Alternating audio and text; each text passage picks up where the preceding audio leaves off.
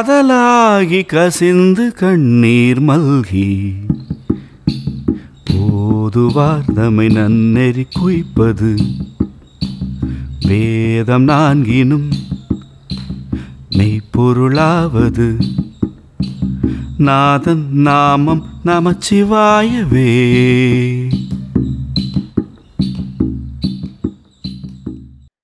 வணக்கம். இது செம்மை இசை கல்வி பற்றிய ஒரு சிறு உரையாடல். இசை வகுப்பு தினமும் காலை நடந்து கொண்டிருக்கிறது. மக்கள் 3 இசை கோவையிலும் வெளியான பாடல்களை பயிற்சி செய்து பாடிட்டு இருக்காங்க. இசை பயிற்சியின் போது ஆசான் சொன்ன திருத்தங்களை அடிப்படையா வச்சுட்டு திருத்தங்கள் சொல்லிட்டு இருக்கோம். பயிலிசை முடிந்த பிறகு இசை பாடங்கள், பிறகு நமது இசை கோவையில் உள்ள பாடல்களுக்கு விளக்கம் தரப்படுது. இதுதான் இப்போதைய நடைமுறையா இருக்கு. இந்த இசை வகுப்பை இன்னும் மேம்படுத்த வேண்டும் என்ற நோக்கத்தில் ஒருங்கியல் குறிப்புகள், இலக்கணம் இதெல்லாம் நேரடி வகுப்பாக எடுக்க வேண்டும் என்பது ஆசான் அவர்களது விருப்பம். இசை வகுப்பை எப்படி அடுத்த நிலைக்கு எடுத்துச் செல்வது என்பது குறித்து ஆசான் உரையாட உள்ளார். வணக்கங்க. வணக்கம் சீர்செல்வி.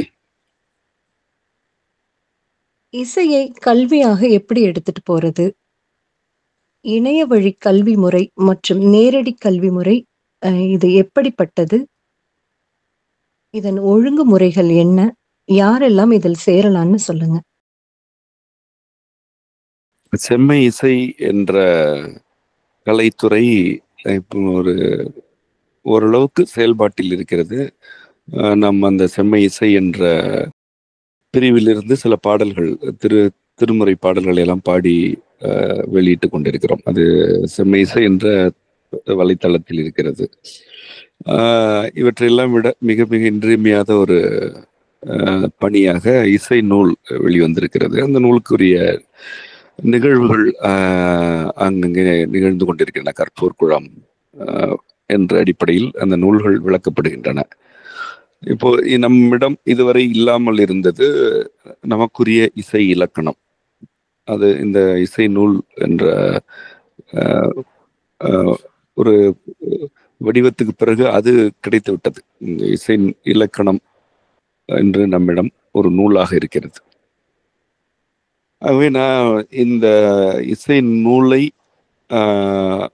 மாணவர்களுக்கு கற்பிக்க வேண்டும் என்ற இடத்தை நோக்கி நம்ம நகர்றோம். இப்போ என்னுடைய பணிகளில் இது இன்றியமையாததாக இருக்கிறது.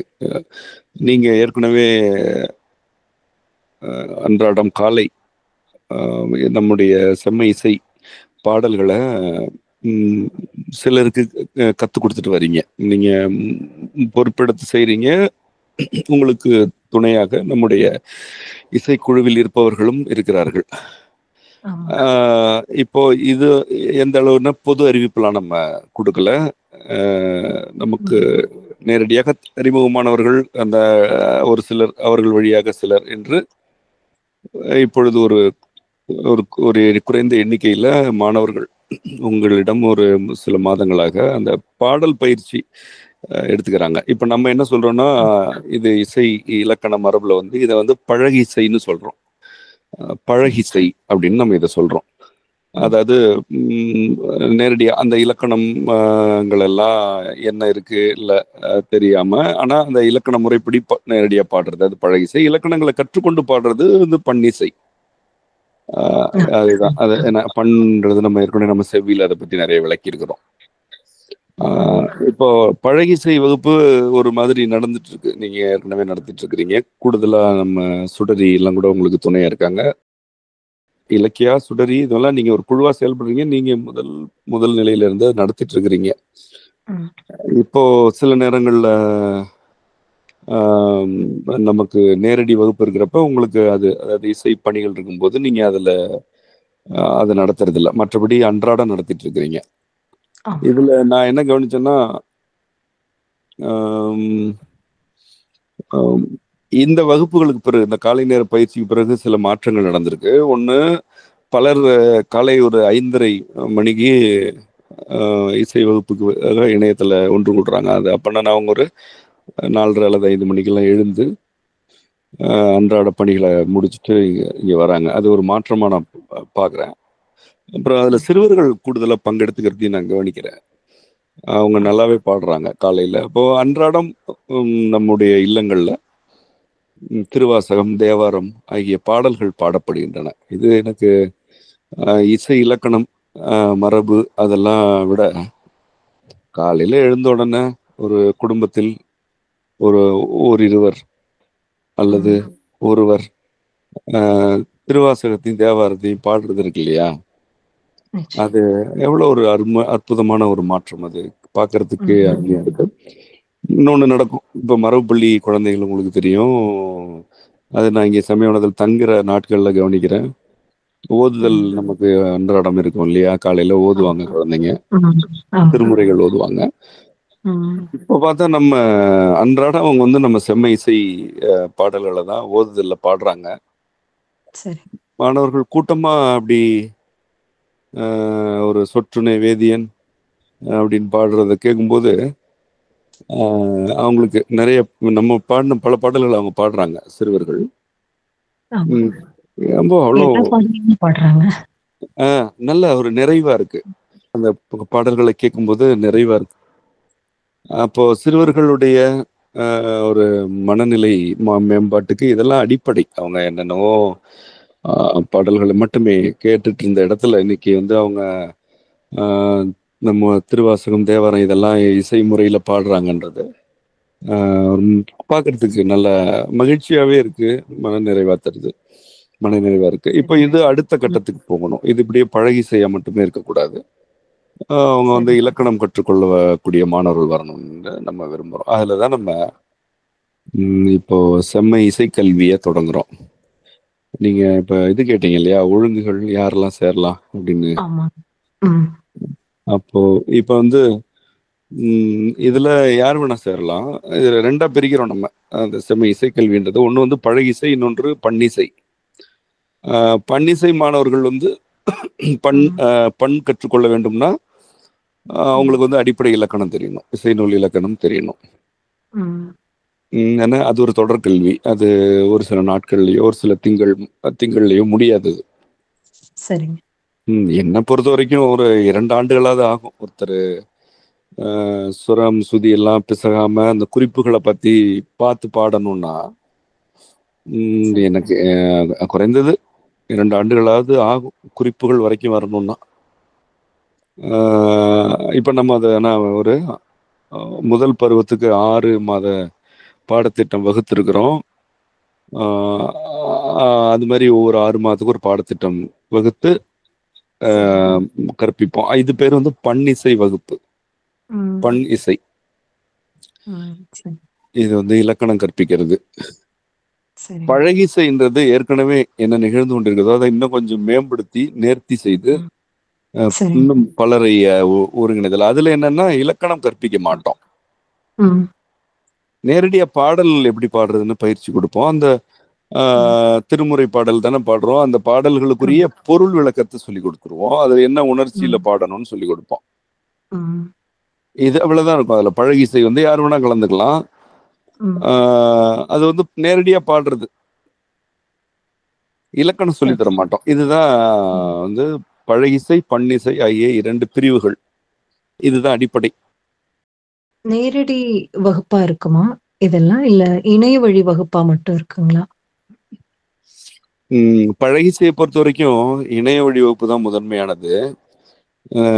அதுல வந்து ஒரு இயல்பா அதுல ஒரு தேர்ச்சி அடைகிறாங்க மக்கள்னா அவங்கள வந்து நம்ம ஏதாவது ஒரு நேரடி நிகழ்வுக்கு வர வைக்கலாம், கொஞ்சம் கூடுதலா சொல்லி தரலாம். அதை வந்து நம்ம ஒரு வரையறை வச்சுக்க வேணாம்னு பாக்குறேன். ஆனா பன்னிசை என்பது இலக்கணம் சொல்லி கொடுக்கறதுன்றதுனால நம்ம எப்படி பார்த்தாலும் ஒரு 45 நாட்களுக்கு ஒரு முறை அல்லது போக போக அது ஒரு திங்களுக்கு ஒரு முறையா இருக்கலாம், 45 நாட்களுக்கு ஒரு முறையா இருக்கலாம், நேரடியாக வரணும். மாணவர்கள் வந்து நேரடி ஆசிரியர்கள் நடத்தக்கூடிய பாடங்களை உள்வாங்கி அங்க ம். என்னென்ன பாடு இலக்கணத்தில் என்னென்ன சொல்லி தர்றாங்க, அஹ், என்னென்ன திருத்தங்கள் பாடுறதுல சொல்லி தராங்களோ ம். ம். அதையெல்லாம் சரி. வந்து செயல்முறையாக கற்றுக்கொண்டு செல்லணும். ம். அது வந்து மிக அடிப்படையானது. ஏன்னா எல்லாமே இணையத்திலேயே எல்லாம் செஞ்சுட்டு இருக்க முடியாது. ம். ம். என்ன வந்து நேர்லயும் வரணும், வந்து பாடல் பயிற்சி, அதோட நுட்பங்களை எல்லாம் பயிற்சி எடுத்துக்கொள்ளுதல், இதெல்லாம் ஈடுபடணும். ம். அப்ப பன்னிசைக்கு அது இன்றியமையாது. பழகிசைக்கு அது அந்த குழுவினரே முடிவு பண்ணிக்கலாம். அதுல ஒரு 10-20 பேர் சேர்றாங்க. நம்ம ஒரு ம். ஒரு விடுமுறை நாள்ல வந்து ஒரு இடத்துல கூடுவோம் அப்படின்னா, ஆசிரியர் அதை ஒருங்கிணைத்து சரி. ஆஹ், நேரடியா வர சொல்லி ஒரு பயிற்சி கொடுக்கலாம். அது இன்றியமையாதது அல்ல. பன்னிசைக்கு நேரடி வகுப்பு இன்றியமையாதது. ம். இலக்கண வகுப்புன்னு சொல்றீங்க. பன்னிசையில. அந்த இலக்கண வகுப்ப பற்றி சொல்லுங்க. இசை நூல்ல இருக்கக்கூடிய இலக்கண கொள்கைகளை விளக்குறது தான். இப்போ அந்த இலக்கண வகுப்பு என்பது நான் நடத்துவதா தான் இருக்கும். இலக்கண வகுப்பு சரிங்க. இலக்கணங்களை ஆம், பயிலுதல், பாடுதல், இதற்குரிய வகுப்புகளை ஆசிரியர்கள் நடத்துவாங்க. அதோடைய நடைமுறை எப்படின்னு ஆசிரியர் அப்படின்னு பார்த்தா ஆம், ஆ, சீர்செல்வி தான் அதனுடைய பொறுப்பாளர். அவங்க தான் முதன்மை ஆசிரியர் என்பதுதான் அடிப்படையான செய்தி. இதுக்கு முன்பு பயிலிசையும் நீங்க தான் நடத்திட்டு இருக்கிறீங்க காலையில. உடன் இசைக்குழுவினர் துணையாகவும் இருக்கிறாங்க. இப்ப இங்கேயும் அப்படிதான். இங்க வந்து இலக்கண வகுப்பு நான் நடத்துவேன். ஆசிரியர் சீர்செல்வி உடன் மற்றவர்கள். இப்போ உறுதியா சொல்லக்கூடிய வகையிலன்னா இப்ப கோமதி, சுடரி இவங்கெல்லாம் வந்து ஆசிரியர்களா வருவாங்க தனிப்பட்ட முறையில். இப்ப இலக்கியாவும் வர வாய்ப்பு இருக்கு. அவங்களும் குழுவில் இருக்கிறாங்கன்றதுனால இப்ப இந்த மாதிரி நம்முடைய இசைக்குழுவில் என்னுடைய மாணவர்கள் தான். நீங்க 3 பேருமே, நீங்க 4 பேர் உங்களை அதாவது இப்ப நான் ஆசிரியர்களா சொன்னது சீர்செல்வி, கோமதி, சுடரி, இலக்கியா 4 மாணவர்கள், என்னுடைய முதல்நிலை மாணவர்கள். அதுல கூடுதல் நேரத்தை இதற்காகவே ஈடுபடுத்தி கொண்டு இதுலயே கிட்டத்தட்ட உங்களுக்கு கடந்த சில மாதங்களாகவே வாழ்க்கையின் ஒரு அங்கமாக உங்களுக்கு இந்த பணி ஆகியிருக்கிறது. மற்றவர்களுக்கு இது அப்படி ஆகிக்கொண்டிருக்கிறது. அதனால என்னுடைய முதல் குழு, மாணவர்கார் குழு இப்படி ஆசிரியர்களாகவும் இதை கற்றுக் கொடுக்கறதுக்கு வர்றதெல்லாம் எனக்கு அது ஒரு வார்த்தையிலெல்லாம் விவரிக்க முடியாது. அப்படி ஒரு எனக்கு ஒரு நிறைவு. எனக்கு எதையாவது கற்பிக்கணுன்றது தான் என்னுடைய தொழில்னா என்னுடைய ஒரு என்ன சொல்றது, நான் செய்வதற்குரியது. அப்ப எனக்கு கூடுதலா நிறைய பேர் வேணும். அடுத்தடுத்து என்னுடைய கருத்துக்களை, என் வழியே வரும் கருத்துக்களை எடுத்து செல்வதற்கும் போது இப்போ எப்படி அண்டவியல், மற்ற அண்டவியல், தமிழ் கற்பித்தல், இதிலெல்லாம் எனக்கு உறுதுணையா ஒருத்தர் இருக்காங்களோ, ஒரு சிலர் இருக்காங்களோ, அதுபோல இசையிலையும் உடனடியா இப்படி ஒரு எனக்கு மாணவர்களாக ஒரு சிலர் அமைந்தது, நீங்களாம் அமைந்தது மகிழ்ச்சியா இருக்கு. இலக்கணம் என்பது அதுல இருக்கக்கூடிய மறைமொழியை விளக்குறது, அது எல்லாமே நான் நடத்துவேன். அதுதான் இப்படிதான் இருக்கும். நான் நடத்துவேன். அப்புறம் கூட நீங்க எல்லாரும் ஆசிரியர்கள் இருப்பீங்க. இணைய வகுப்புக்கு நானும் வருவேன், நேரடி வகுப்புக்கும் நான் வருவேன். நம்ம அதை வந்து வரையறுத்துக்கலாம், யார் எப்ப பாடம் நடத்துறாங்க அப்படின்றத வரையறுத்துக்கலாம். சரிங்க. செம்மை இசைக்கல்வியில பன்னிசை மற்றும் பழகிசைன்னு 2 வகுப்பில் சொல்லியிருக்கீங்க. பன்னிசையில இலக்கணம் கற்பிக்க போறோம்னு சொல்லியிருக்கீங்க. பன்னிசையின் பாடத்திட்டம் என்னன்னு சொல்லுங்க. பன்னிசை வந்து முதல்ல 6 திங்களுக்குரியது. அந்த 6 திங்களுக்குரிய பாடங்களை நம்ம 5 தலைப்புகளாக வச்சிருக்கிறோம். 1 வளை, 2வது மொழி, 3வது உணர்ச்சி, 4வது சுதி, 5வது சுரம். இப்படி இந்த 5ஐயும் 6 திங்களுக்கு நம்ம ஒரு குறிப்பிட்ட கால வரையறையில கற்பிக்க போறோம். இப்ப இந்த வளை அப்படின்றது என்னன்னா, குரலுக்கு, மனித குரல்ல 4 வளைகள் உண்டு. அந்த 4 வளைகள்ல தான் ஏற்ற இறக்கம் இதெல்லாம் நிகழ்றது. அது ஒரு அடிப்படை. இதை வந்து குரல் பயிற்சி என்று நம்ம அப்படியும் கூறலாம். ஆனா அது வெறும் குரல் பயிற்சி அல்ல, அது வளைன்னு தான் சொல்லணும் பாடமா. முதல்ல எல்லாருக்குமே குரல் திறக்காம தான் இருக்கும். பெரும்பகுதியினருக்கு வந்து குரல் திறந்திருக்காது. பாடலுக்குரிய இசைக்குரிய குரல் திறப்பு வேற, பேச்சுக்குரிய குரல் திறப்பு வேற. ஒருத்தவங்க நல்லா வந்து உறக்க பேசுவாங்க, ஆனா அவங்களுக்கு வந்து பாடும்போது குரல் திறக்காது. அதை பற்றி சொல்லி கொடுப்போம். அதுக்கப்புறம் அதற்குரிய நுட்பங்களை எல்லாம் இதுல கற்றுக் கொடுக்கணும். அதில் அப்புறம் வளை 1, 2, 3, 4னா என்ன என்று கற்றுக் கொடுத்து அவங்கள அதில் பாட வைக்கிறது. ஏன்னா இது வந்து ஒன்று. இதன் பிறகு மொழினா ஒரு சீர், எப்படி சீர் என்றால் என்ன, அந்த உச்சரிக்கும் முறை என்ன, இதெல்லாம் சொல்லி கொடுக்கறது. அந்த ஒரு மொழியை பார்க்கறது, மொழியை புரிந்து கொள்ள வைக்கிறது. இப்போ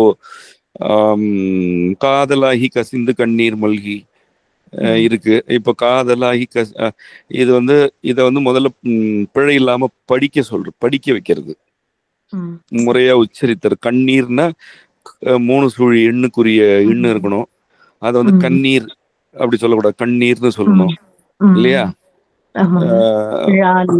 ஆமா, மல்கின்றத வந்து மல்கின்னு சொல்லிடக்கூடாது.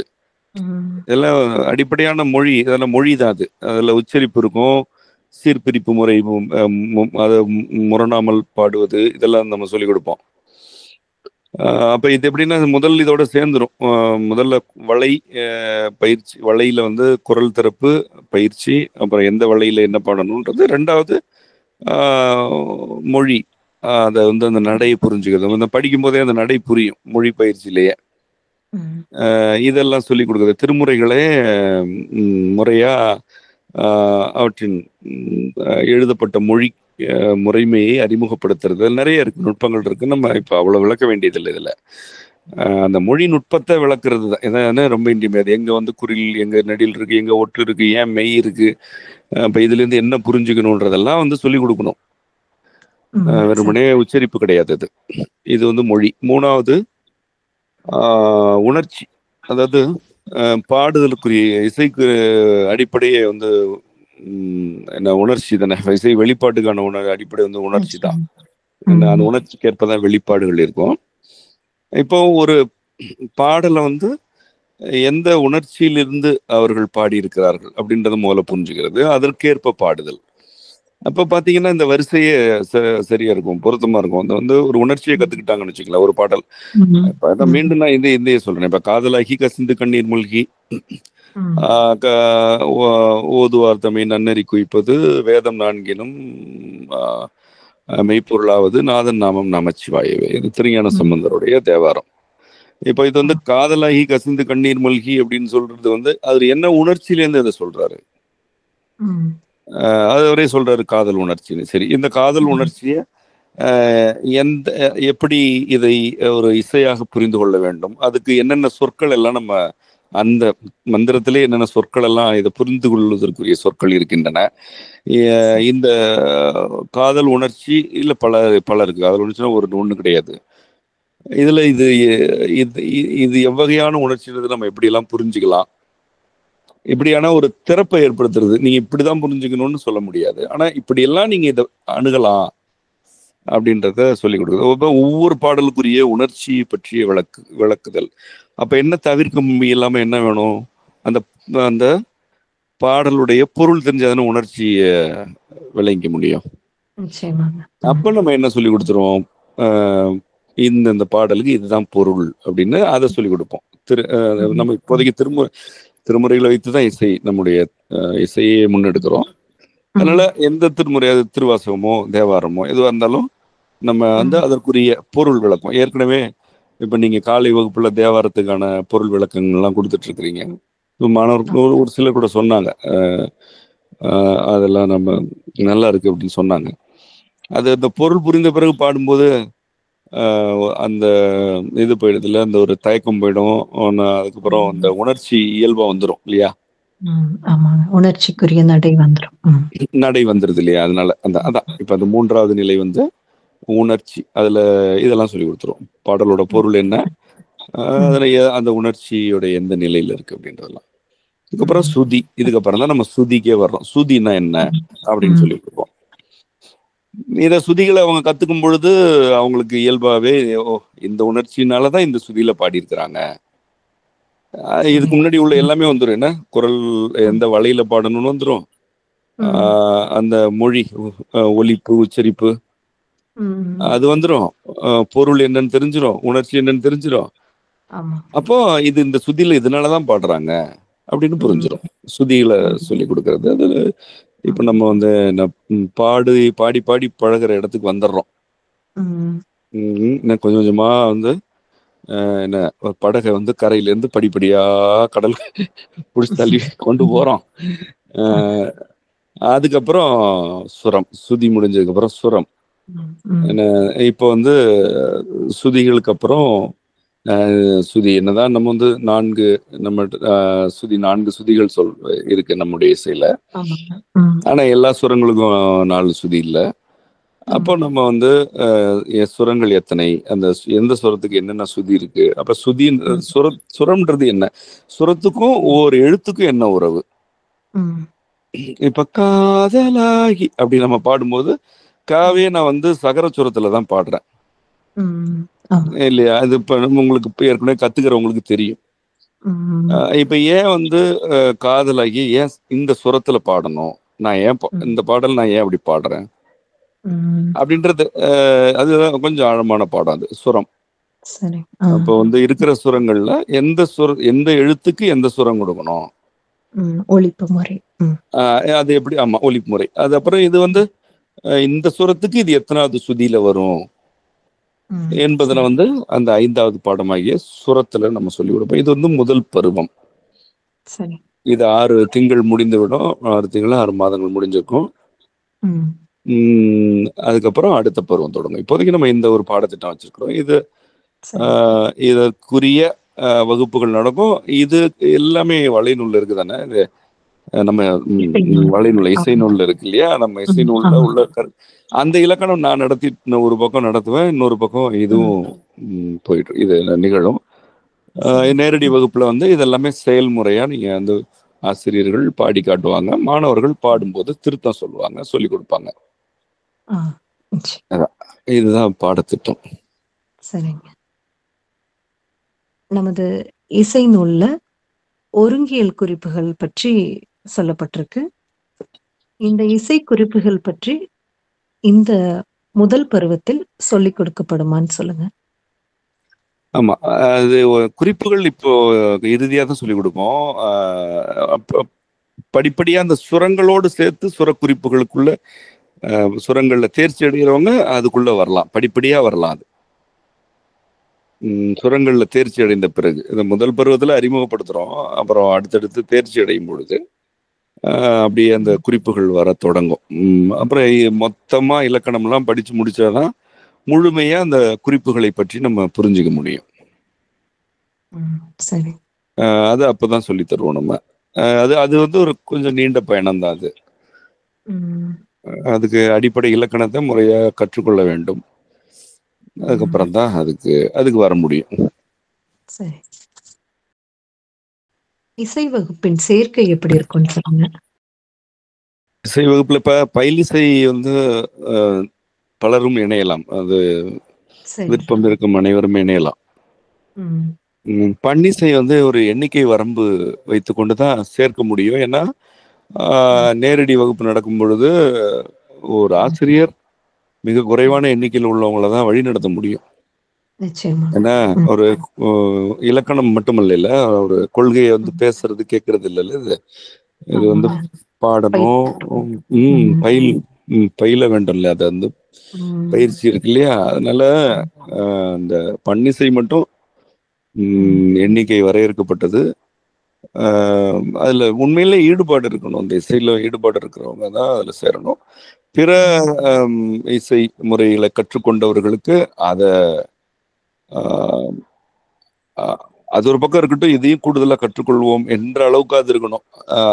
இது ஒப்பிட்டு பாக்குற குணம் இருந்துச்சுன்னா பொருந்தாது அவங்கள. அது அவங்களுக்கு இது பொருந்தாது அவங்களுக்கு. இது என்ன, எதா இருந்தாலும் ஒண்ணு கத்துக்கும் போது அதைத்தான் கத்துக்கணும் இல்லையா? அப்ப நம்ம ஒரு ம், ஒரு ஆடை செந்நிறத்துல ஆடை உடுத்துறோம்னா செந்நிற ஆடையை தான் நம்ம உடுத்தணும்.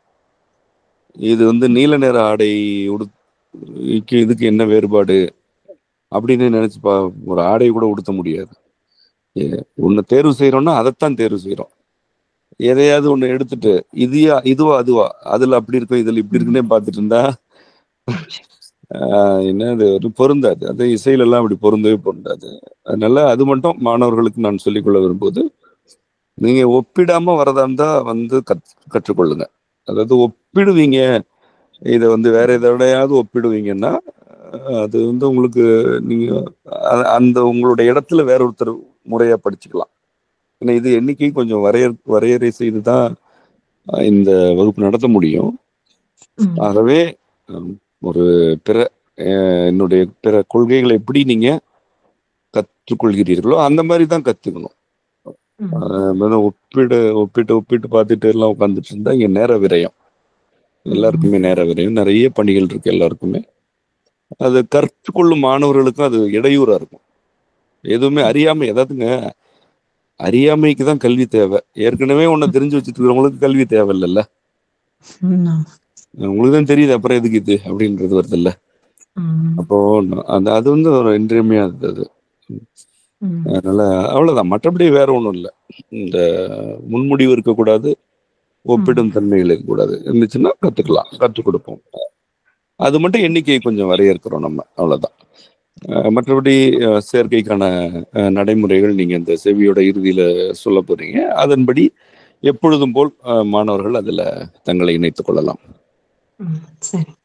இப்பவும் இசை வகுப்புல வெளிநாட்டில இருந்து பலர் இணைஞ்சிருக்காங்க. வெளிநாட்டில் உள்ளவர்கள் இணைய வழி வகுப்பில் இணைஞ்சு பயிற்சி பண்ணிக்கலாம். அது எளிமையா இருக்கும். ஆனா அவங்க எப்படி நேரடி வகுப்புக்கு வர முடியும்னு சொல்லுங்க. வர முடியாது, இதற்காக எல்லாம் வர வேண்டியில்லை. அவர்களுக்கு இப்ப நேரடி வகுப்பு நடத்தும் பொழுது அவர்களுக்கு பாடல் பயிற்சியை இங்க என்ன கொடுக்குறோமோ அதை இணைய வழியில அவங்களுக்கு கொடுக்கலாம். அது அயல்நாட்டில் இருப்பவர்களுக்கும் தவிர்க்க, உள்நாட்டில் எங்க இருந்தாலும் தவிர்க்கவே இல்லாமல் வர முடியாம இருக்கவங்களுக்கும். ஆனா மக்களுக்கு பொறுப்பு இருக்கணும். உள்நாட்டிலே இருந்து கொண்டு இது நல்லா இருக்குன்னு இணைய வழியிலேயே மட்டும் கலந்துக்கிறது தவிர்க்கணும். அவ்வளவுதான் சொல்ல முடியும். கலந்து கொள்ள கூடாதுன்னு விதிமுறைகள்ல யாரையும் கட்டுப்படுத்தி எதுவும் நடக்க போறது இல்ல. அது தன் பொறுப்பு தான். உண்மையிலே வெளிநாட்டுல இருக்காங்கன்னா அவங்களுக்கு நம்ம இணைய வழியில சொல்லி கொடுக்கலாம். இங்க இருக்கிறவங்களும் முயன்றவரை வரணும். வரவே இயலாதவர்களுக்கும் அது ஒரு தொகுப்பா அந்த ஒரு 3 நாட்களுக்கு நம்ம சொல்லி கொடுத்துடலாம். அவ்வளவுதான். சரி. செம்மை இசைக்கல்வி வகுப்புகள் எப்படி திட்டமிடப்படுதுன்னு சொல்லுங்க. ஒரு கிழமைக்கு 7 நாட்கள் இல்லையா, அதுல ஒரு நாள் விடுமுறை, ஞாயிறு விடுமுறை. அது மீத 6 நாட்களுக்குமே காலையில் 5:30 மணிக்கு வகுப்பு தொடங்கிடும். அன்றாடம் வகுப்பு இருக்கும். இதை நம்ம எப்படி பிரிக்கிறோம்னா, பழகிசை அன்றாடம் இருக்கும். அதாவது 6 நாட்களுமே பழகிசை நடந்துட்டே இருக்கும். இலக்கண வகுப்பு இருக்கு இல்லையா, நம்ம பன்னிசை இருக்கு இல்லையா, அதுதான் இலக்கணம் கற்பித்தல். அது 3 நாட்கள் தான் நிகழும். ஒரு வாரத்துக்கு, ஒரு கிழமைக்கு 3 நாட்கள் தான் இருக்கும். அதுல ஒரு வகுப்பு என்னுடையது, நான் நடத்த வேண்டியது. மீதம் 2 வகுப்பு ஆசிரியர்களுடையது. இப்போதைக்கு சீர்செல்வி தான் அந்த 2 நாட்களுக்கான வகுப்பு. அப்புறம் பாடத்தின் போக்கை பொறுத்து அது நம்ம ஆசிரியர்கள் தேர்வு பண்ணிக்கிறோம். நான் சொல்றது இணைய வழியில காலையில. சரி, இப்ப அப்படின்னா என்னன்னா, என்னுடைய நோக்கம் நான் வெளிப்படையா சொல்லிடுறேன். இந்த மக்களை காலையில 5 மணிக்கு எழுப்பி 5:30 மணிக்கு இந்த இசையை திருமுறைகளை பாட வைக்கணும். அதுதான் நோக்கம். அதனால கற்பித்தல்லாம் இரண்டாவது. காலையில தினமும் எழுந்திருச்சு பாடணும், இந்த பாடல்களை பாடணும். இதுதான் முக்கியம். அப்போ என்னன்னா, பழகிசை 6 நாட்களுமே இருக்கும். இது 3 நாள் இருக்கும் இல்லையா. இப்ப இந்த ஒரு சான்றுக்கு சொல்றேனே, இப்ப திங்கக்கிழமை பன்னிசை வகுப்பு இருக்கு. என்னுடைய பாடம் நடந்து முடிஞ்சிருச்சு காலையில. செவ்வாய்க்கிழமை பன்னிசை வகுப்பு கிடையாது. அப்போ இந்த மாணவர்கள், பன்னிசையில் இருக்கும் மாணவர்கள் செவ்வாய்க்கிழமை அதுக்கு வரணும். எங்க பழகிசை வகுப்பு, அது இணையத்துல போயிட்டு இருக்கும். அது அன்றாடம் நடந்துட்டு இருக்கும்.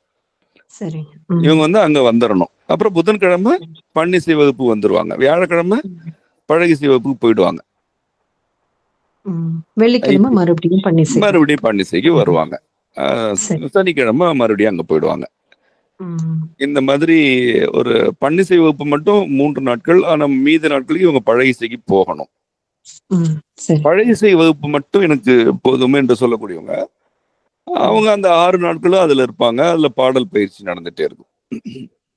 இதுதான் அப்புறம் நேரடி வகுப்பு முன்னர் சொன்ன மாதிரி மற்ற ஆசிரியர்கள் வருவாங்க. நானும் இருப்பேன். ஆசிரியர்கள் எல்லாரும் சேர்ந்து மாணவர்களை சிறு சிறு குழுக்களா பிரிச்சுட்டு பாடம் நடத்துறது. அது நேரடி வகுப்பு. அது பன்னிசைக்கு உரியது. அதான் செம்மை இசை வகுப்பில் இணைய வழி மற்றும் நேரடி இசை வகுப்புகள் மற்றும் அதன் பாடத்திட்டம் பற்றி பார்த்தோம். மிக்க நன்றிங்க. நன்றி சீர்செல்வி. அனைவருக்கும் அம்மையப்பருள் நிறைவதாக. நன்றி.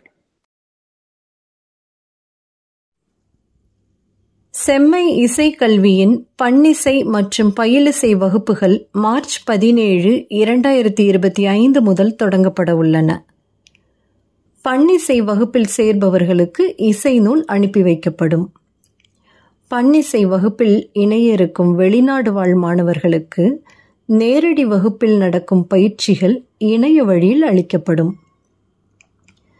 செம்மை இசைக்கல்வியில் சேர விரும்புவோர் 9849979775 மற்றும் 9841731982 என்ற எண்களை தொடர்பு கொள்ளவும். தமிழிசை முறையில் பாடப்பட்ட திருமுறை பாடல்களை செம்மை இசை என்ற யூடியூப் தளத்தில் கேட்கலாம். நன்றி.